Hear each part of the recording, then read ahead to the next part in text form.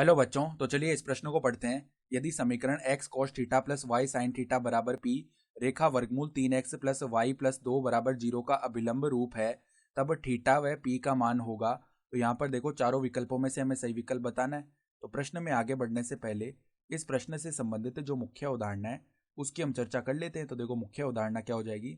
हम जानते हैं कि कोस 180 डिग्री प्लस थीटा का जो मान है वो किसके बराबर आता है, माइनस कोस थीटा के बराबर। और देखो, साइन 180 डिग्री प्लस में थीटा, इसका मान भी किसके बराबर आता है हमारे पास में, इसका मान माइनस के साइन थीटा के बराबर आता है।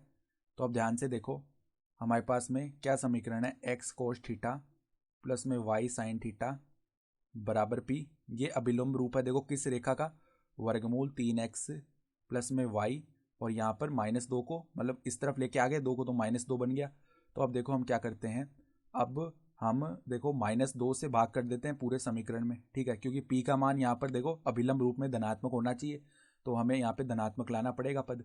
तो धनात्मक लाने के लिए देखो, हम -2 से संपूर्ण समीकरण में भाग करते हैं, तो माइनस वर्गमूल 3/2x, यहाँ पर देखो क्या हो जाएगा, माइनस में 1/2y और बराबर में 1 आ जाएगा। तो अब p तो धनात्मक हो गया।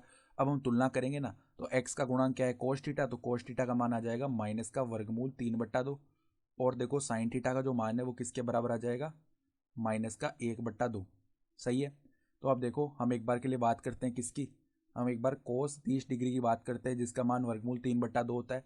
तो माइनस कोस 30 डिग्री को हम ये देखो कैसे लिख सकते हैं, माइनस कोस 30 डिग्री, यानी इसका मान क्या आने वाला है, माइनस का वर्गमूल 3/2 आने वाला है ना। तो अब देखो, इसको हम कैसे लिख रहे हैं, हम जानते हैं कि माइनस कोस थीटा किसके बराबर होता है, कोस 180 डिग्री प्लस थीटा। तो इसको हम क्या लिख सकते हैं, कोस 180 डिग्री प्लस में थीटा का मान कितना है, 30 डिग्री। तो ये क्या बन गया, कोस 210 डिग्री, यानी कोस 210 डिग्री का मान क्या आता है, माइनस का वर्गमूल 3/2 आता है। इसी प्रकार देखो, हम बात करते हैं माइनस का साइन 30 डिग्री की, तो इसका मान क्या आता है, माइनस का 1/2। तो अब देखो, इसको भी हम क्या लिख सकते हैं, साइन 180 डिग्री प्लस थीटा, यानी 180 डिग्री प्लस में 30 डिग्री। तो ये क्या बन गया हमारा, साइन 210 डिग्री, ये बन रहा है, ठीक है। तो साइन 210 डिग्री और इसका मान किसके बराबर आएगा, -1/2।